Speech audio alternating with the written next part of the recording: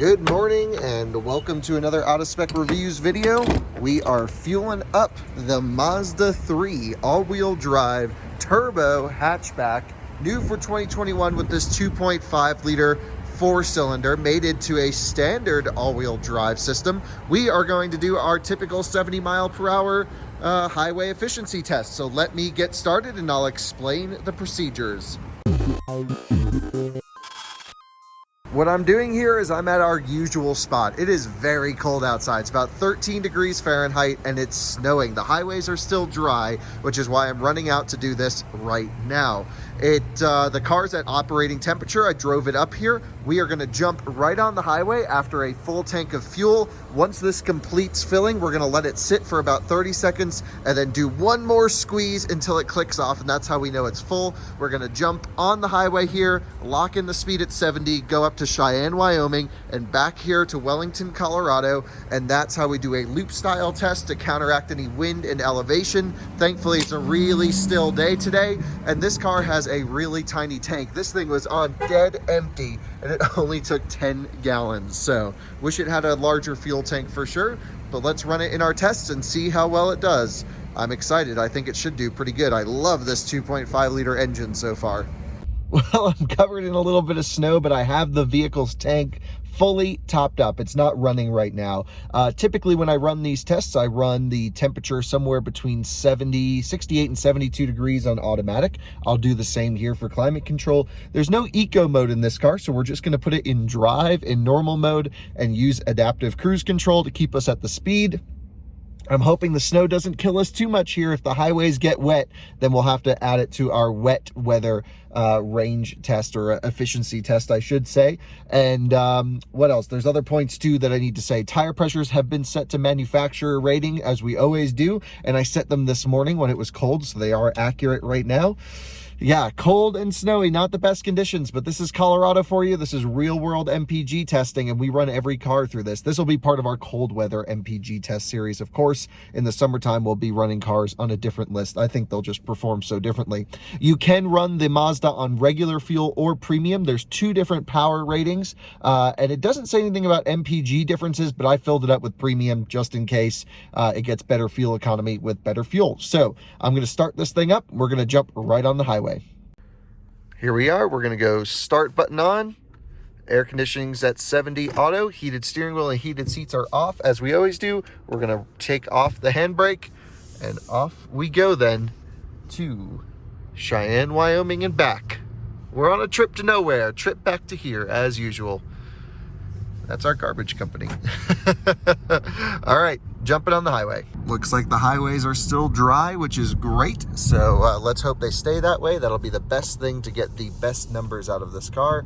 We are just going to merge on as usual, and gentle accelerations up on the highway for sure. We want to keep the engine out of boost when possible, and I always try to accelerate at about the same rate up the on-ramps for these efficiency tests, because this is where a huge difference can occur in just driving style. Once we lock in the speed at 70, I will then compare our 70 mile per hour indicated speed with a GPS accurate application that I use, and then we will see how accurate it is. So there we go. I have it locked in at 70 on cruise control. Adaptive cruise, let's put the distance to the closest. It is there.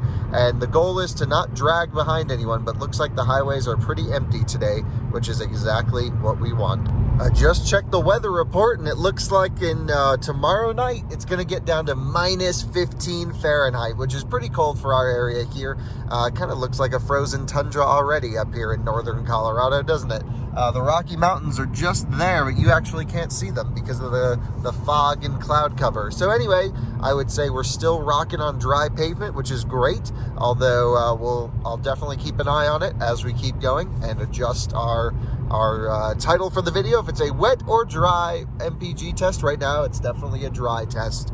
Anyway, absolutely beautiful interior in this Mazda. Really like it. It has a 6-speed, sort of old school torque converted style automatic transmission, and it sits at about 2100 RPMs at 70. 70, by the way, is GPS accurate.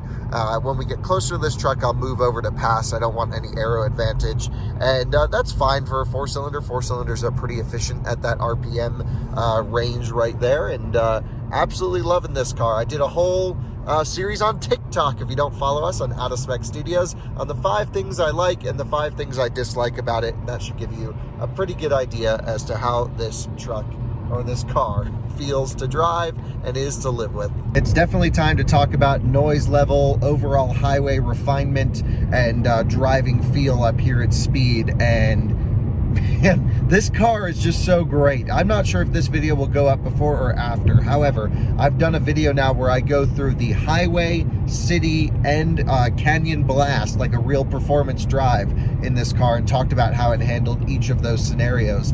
And it's just amazing at everything. It's sort of like one of the best cars I've ever tested. And super quiet in here. We have really rough pavement where they can like have salt sit in the roads and stuff.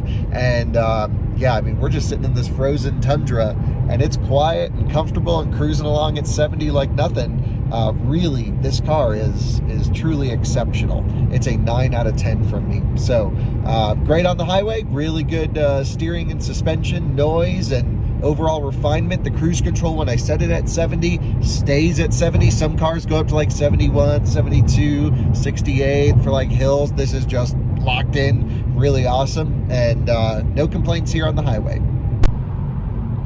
We are just approaching our exit 7 turnaround point, and yeah, just in the last, I'd say half a mile, the road started to accumulate some snow. But as far as I'm concerned, where our tires are, it's still dry, and I'm taking a look for the tires on the truck in front of us, and they're dry as well. So I think this is a dry weather test today. Nice. And we got some blue skies up ahead, some beautiful frozen, it almost looks like an Arctic tundra for sure.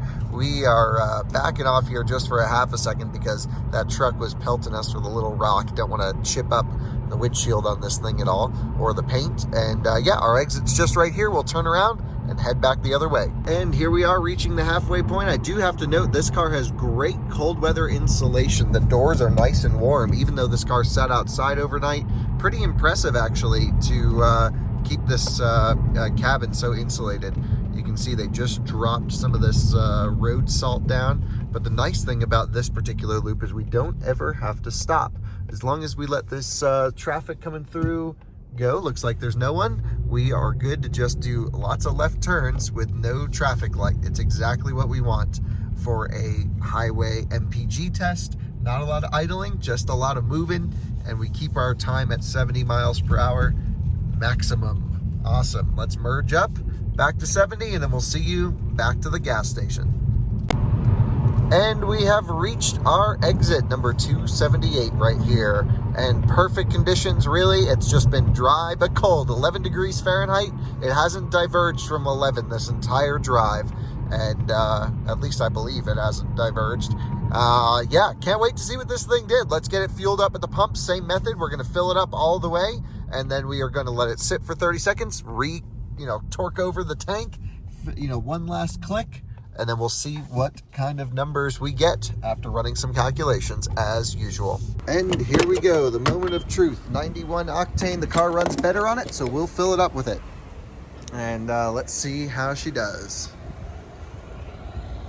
Now, the best car in our test still so far has been the Nissan Sentra SR CVT front-wheel drive. Oh, this is going to be close, though.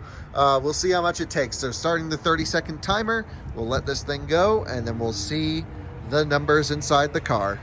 Just finished up the calculations on our about 58-mile loop or so. We used 1.706 gallons. The total MPG number is 34.116. That's incredibly efficient for this car. Still, the Nissan Sentra SR is the most efficient we've tested, but this is turbocharged and all-wheel drive and has more space. And is 34 MPG cruising at 70. Man, that's pretty good in cold temperatures. And we're going to count it as a dry test, but there was a little bit of snow. So also the gas cap was missing, so there's an aero drag. So I'd say 35. We're still going to count it as 34.11, but I think 35 MPG is realistic. Now I'm going to merge back onto the highway and go home. We'll see you on the next episode. Have a great one. Bye-bye.